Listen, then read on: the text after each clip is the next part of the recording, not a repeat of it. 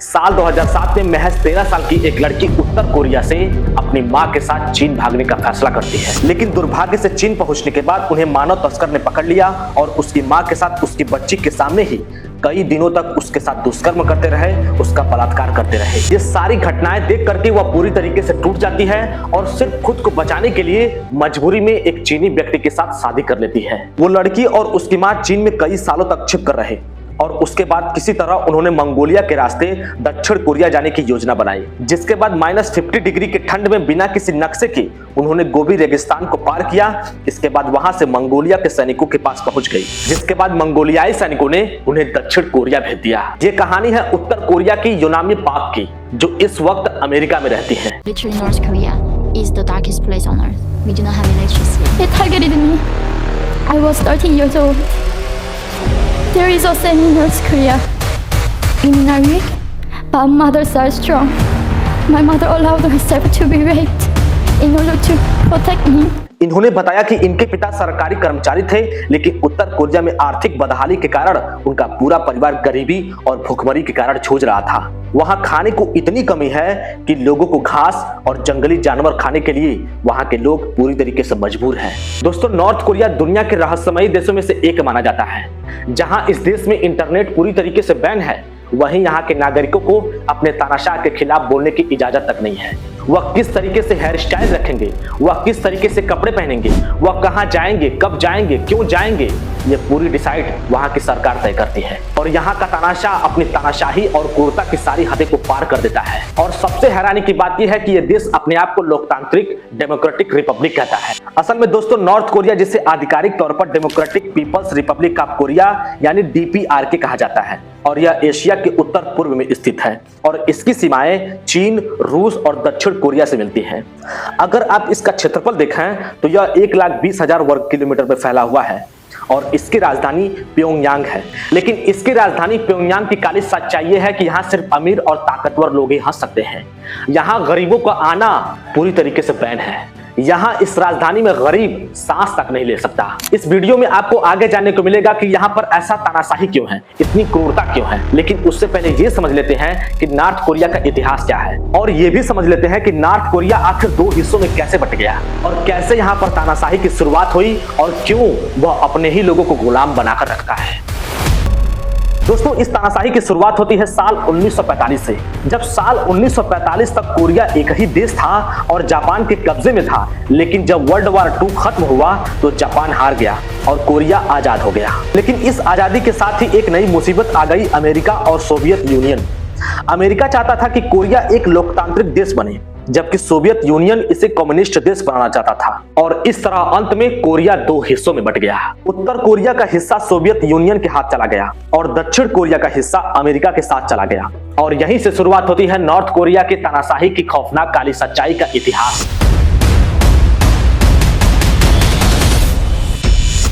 साल 1948 में north Korea में एक नया तानाशाह नेता आया, किम इल सुंग, और तब सोवियत संघ ने इसी किम इल सुंग को सत्ता में बैठा दिया और उसने नॉर्थ कोरिया को पूरी तरीके से कम्युनिस्ट देश बना दिया। उसने ऐसे ऐसे तानाशाही कानून बनाए जिसमें पूरी नॉर्थ कोरिया के लोगों की आजादी को छीन लेता है। उसने कहा कि नॉर्थ कोरिया का हर नागरिक सिर्फ सरकार की पूजा करेगा और जो लोग इसका विरोध करते हैं उन्हें या तो मार दिया जाता है या तो जेल में बंद करके उन्हें टॉर्चर किया जाता है। घर का एक सदस्य क्राइम करता है और सजा पूरे परिवार को मिलती है। लोग कैसे बाल कटवाएंगे, लोगों को कहां जाना है, ये सारी चीजें वहां की सरकार तय करती है। मतलब कि नॉर्थ कोरिया के लोग पूरी तरीके से सरकार के कंट्रोल में रहते हैं और आप इसी से समझ सकते हैं कि वहां किस तरीके से हैवानियत भरी जिंदगी लोग जी रहे हैं। और दोस्तों, जब से यहां से नॉर्थ कोरिया में तानाशाही की नींव रखी गई, आज तक क्रूरता और यह तानाशाही चली आ रही है। और अब आपको बताने वाले हैं, जब नॉर्थ कोरिया पूरी दुनिया से दुश्मनी ले लेता है तब नॉर्थ कोरिया का क्या हाल होता है, इस स्टोरी में आपको समझने को मिलेगा। साल 1950 की बात है, किम इल सुंग ने दक्षिण कोरिया पर हमला कर दिया।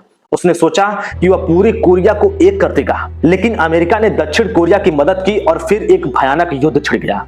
लेकिन 3 साल चले इस युद्ध में लाखों लोग मारे गए और जब साल 1953 में युद्ध खत्म हुआ तो कोरिया का बंटवारा हमेशा के लिए खत्म हो गया। इसके बाद नॉर्थ कोरिया पूरी तरह से कट गया और धीरे धीरे यह एक सीक्रेट कंट्री बन गया। लेकिन उसकी तानाशाही यही खत्म नहीं हुई, बल्कि और खतरनाक हो गई। क्योंकि ईयर 1994 में किम इल सुंग की मौत के बाद उसका बेटा किम जोंग इल सत्ता में आया, जो अपने बाप से ज्यादा बेरहम शासक निकला। उसने नॉर्थ कोरिया को और भी खतरनाक बना दिया और इसके शासन में नॉर्थ कोरिया में भयानक भूखमरी आ गई। उसने गुलाग नाम का एक ऐसा जेल कैंप बनवाया जहां सरकार के विरोधियों को भेजकर उन्हें वहीं मरने के लिए छोड़ दिया जाता है, जिसमें लाखों लोग मारे गए। उसने नॉर्थ कोरिया को बाहरी दुनिया के लोगों से पूरी तरीके से काट दिया और इस तरह किम जोंग इल के शासन में नॉर्थ कोरिया दुनिया का सबसे खतरनाक देश बन गया। ये सब तानाशाही चल ही रही थी कि अचानक खबर आती है कि किम जोंग इल की मौत हो गई है और साल 2011 में किम जोंग इल की मौत के बाद उसका बेटा किम जोंग उन ने सत्ता अपने हाथ में ले लिया और ये तानाशाह अपने बाप से ज्यादा बेरहम और क्रूर शासक माना जाता है। और इसने सत्ता संभालने के कुछ ही दिन के बाद अपने ताकत बढ़ाने के लिए इसने परमाणु हथियार बना दिया और अपने ही परिवार के सदस्यों को बड़े ही षड्यंत्र तरीकों से मरवा भी दिया ताकि उसकी गद्दी कोई और न छीन सके। उसने पूरे नॉर्थ कोरिया में इंटरनेट को पूरी तरीके से बैन कर दिया ताकि लोग बाहरी दुनिया की सच्चाई न जान सके। आज नॉर्थ कोरिया के लोग पूरी दुनिया से कट चुके हैं और यहाँ के लोग एक क्रूर तानाशाही के शासन में अपनी जिंदगी को जी रहे हैं। सोचिए अगर आपके बाल कैसे कटेंगे, आप कहाँ जा सकते हैं, आप कौन सी फिल्में देख सकते हैं, ये सभी चीजें आपकी सरकारें तय करने लगे तो सोचिए आपकी जिंदगी कैसी होगी और आप इस जिंदगी को कैसे जी पाएंगे।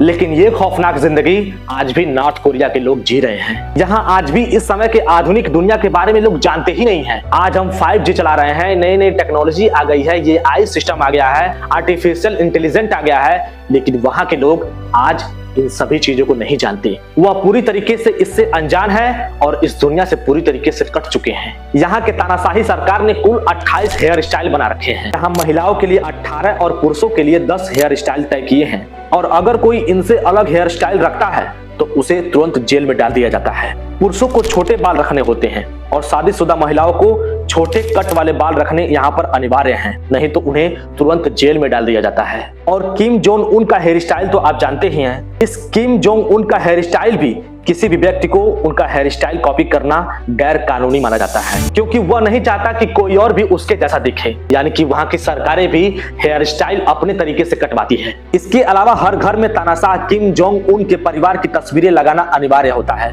और अगर कोई नहीं लगाता है तो यह गैर कानूनी माना जाता है। मतलब हर नागरिकों को अपने घरों में किम इल सुंग और किम जोंग इल की सरकारी तस्वीरें लगाना अनिवार्य माना जाता है और इसको चेक करने के लिए गवर्नमेंट द्वारा एक सीक्रेट पुलिस आती है और अगर तस्वीरें साफ और सही स्थिति में नहीं है, यानी कि अगर तस्वीरें गंदी पाई गई तो पूरे परिवार को जेल में डाल दिया जाता है। और इस तस्वीर को घर में रखे किसी भी कपड़े से आप नहीं पोंछ सकते, बल्कि इसके लिए अलग से कपड़े से पोंछना होता है और यह कपड़ा भी वहां की सरकारें तय करती हैं। इसके अलावा अगर घर में आग लग जाए तो लोगों को सबसे पहले इन तस्वीरों को बचाना होता है, यानी कि इनकी तस्वीरें इंसान से भी ज्यादा कीमती हैं। और जो लोग उत्तर कोरिया में किम की तस्वीरों को बाढ़ और आग से बचाते हैं, खासकर इसको बचाने के चक्कर में उनकी अगर जान चली जाती है तो उन्हें नायक के तौर पर पेश किया जाता है। दोस्तों आप खुद सोच सकते हैं कि किस लेवल की तानाशाही वाली मानसिकता वहां पर है।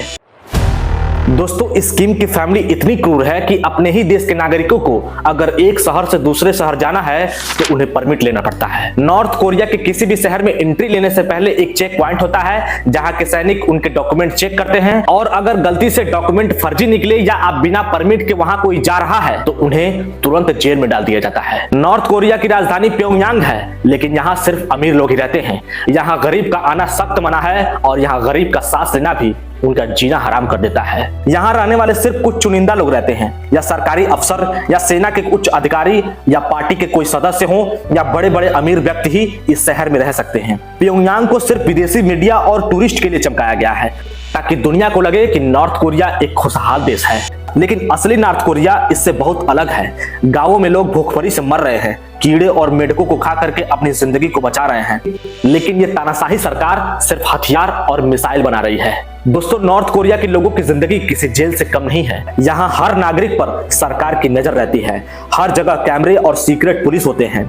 लोग सिर्फ सरकारी चैनल देख सकते हैं, यहाँ सिर्फ 3 ही चैनल हैं, वो भी सरकारी। लोग बाहर की खबरों को नहीं देख सकते और बाहरी खबरों पर पूरी तरीके से बैन है। नॉर्थ कोरिया में हॉलीवुड के फिल्में, साउथ कोरिया के ड्रामा और पॉप कल्चर यहाँ सत्तू प्रचार माना जाता है और अगर कोई गलती से यहाँ हॉलीवुड या किसी भी गैर कानूनी चीजों को देखने का प्रयास करता है तो उसे कड़ी से कड़ी सजा दी जाती है और उसे तुरंत जेल में डाल दिया जाता है। साल 2015 में द इंटरव्यू, जो नॉर्थ कोरिया के तानाशाह के ऊपर बनी फिल्म थी, एक शख्स उसे देखते हुए पकड़ा गया था, जिसके बाद उसे तुरंत मौत की सजा दे दी गई थी। लेकिन फिर भी कुछ लोग चीन से यूएसबी और एसडी कार्ड में फिल्मों को, के ड्रामा को और स्मगलिंग करते हुए और अवैध रूप से बाजारों में इसकी बिक्री करते हैं और लोग चोरी छुपे इस फिल्मों को देखते हैं।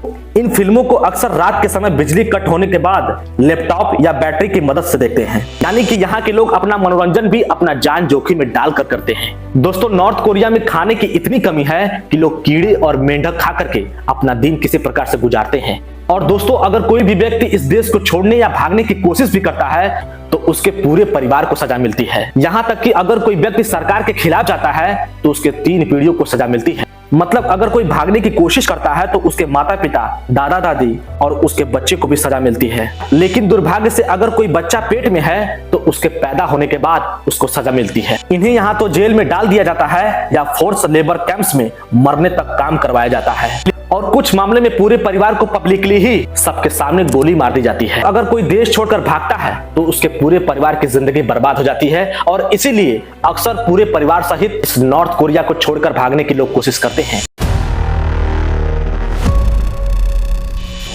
दोस्तों, भले ही नॉर्थ कोरिया से भागना नामुमकिन लगता है, लेकिन कुछ लोग किसी तरह जान बचाकर यहां से निकलने में कामयाब हो जाते हैं। दोस्तों, आमतौर पर नॉर्थ कोरिया से भागने के 3 रास्ते हैं। पहला, चीन के रास्ते, जो नॉर्थ कोरिया के कुछ लोग ठंड के मौसम में जमी हुई तुमेन नदी पार करके चीन पहुंचने की कोशिश करते हैं, लेकिन चीन नॉर्थ कोरिया के भागे हुए लोगों को पकड़कर वापस भेज देता है, जहां उन्हें तुरंत मौत की सजा हो जाती है। लेकिन वहीं कुछ लोग चीन से बचते हुए मंगोलिया पहुंचने की कोशिश करते हैं, क्योंकि मंगोलिया शरणार्थियों को साउथ कोरिया भेज देता है। लेकिन सबसे बड़ी बात दोस्तों ये है कि नॉर्थ कोरिया से भागना मुमकिन ही नहीं, नामुमकिन है, क्योंकि नॉर्थ कोरिया के सीमा पर बड़ी संख्या में गार्ड्स और इलेक्ट्रिफाइड फेंस और लैंड माइंस बिछी होती है। अगर कोई इस सीमा से भागता है तो या तो उसकी मौत हो जाती है, और किसी तरह से अगर वहां के सैनिक उन्हें पकड़ लेते हैं तो उन्हें मनचाहा इनाम भी मिलता है। मतलब कि नॉर्थ कोरिया से भागना आत्महत्या करने जैसा है। दोस्तों, नॉर्थ कोरिया से सीधे साउथ कोरिया नहीं जाया जा सकता, क्योंकि नॉर्थ और साउथ कोरिया के बीच DMZ यानी डिमिलिटराइज्ड जोन, जो दुनिया की सबसे सुरक्षित सीमा है, यहाँ कदम रखने वाले को बिना किसी सवाल के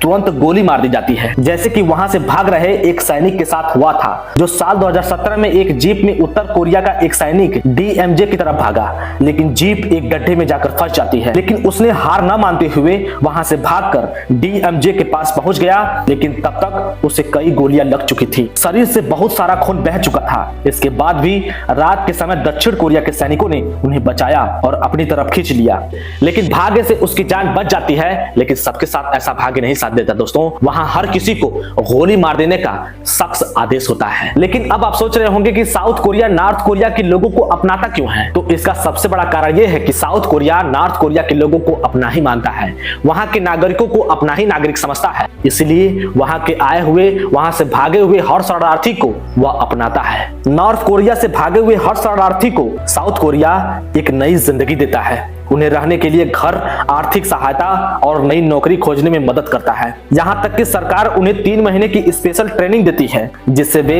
इस समय के आधुनिक दुनिया को समझ सकें, क्योंकि नॉर्थ कोरिया के लोग इंटरनेट, मोबाइल और लोकतंत्र के बारे में कुछ नहीं जानते, यानी कि साउथ कोरिया उन्हें एक नई जिंदगी देता है। दोस्तों, अब तक साल 1953 के बाद करीब 30,000 नॉर्थ कोरियाई नागरिक भागकर साउथ कोरिया पहुंच चुके हैं, लेकिन साल 2019 के बाद यह भागने की संख्या कम हो गई है। लगभग हर साल सिर्फ 1000 लोग ही नॉर्थ कोरिया से भागने में सफल हो पा रहे हैं, यानी कि नॉर्थ कोरिया में तानाशाही और क्रूरता के डर से यहाँ भागने की संख्या लगातार कम हो रही है। दोस्तों, नॉर्थ कोरिया में तानाशाही और क्रूरता को खत्म करने के लिए यहाँ के लोगों को क्या करना चाहिए? आपकी राय क्या है? आप हमें कमेंट करके बता सकते हैं। और क्या कभी नॉर्थ कोरिया में तानाशाही खत्म हो पाएगी? इस पर आपकी क्या राय है? आप हमें कमेंट करके जरूर बता सकते हैं। और आपको ये वीडियो कैसा लगा ये भी कमेंट करके बता सकते हैं। और आपको किस तरह की वीडियो देखना पसंद है आप हमें कमेंट करके बताइए, ताकि हम नेक्स्ट वीडियो में आपके लिए बेहतरीन वीडियो आपके लिए बना सकें। प्लीज हमारे चैनल को सब्सक्राइब करिएगा, क्योंकि ये वीडियो बनाने के लिए हमें बहुत मेहनत करना पड़ता है, काफी दिनों का समय लेना पड़ता है, तब जाकर के इतनी बड़ी वीडियो बनती है। ये जो वीडियो आपको छोटा लगता है, लेकिन दोस्तों इसमें बहुत सारा मेहनत लगता है, बहुत सारा माइंड खपाना पड़ता है, समय देना पड़ता है। सो प्लीज इस चैनल को जरूर सब्सक्राइब करिए, लाइक करना दोस्तों मत भूलिएगा। और ये वीडियो हमारा कैसा बना है आप ये भी कमेंट करके बता सकते हैं। थैंक यू सो मच, बहुत बहुत धन्यवाद।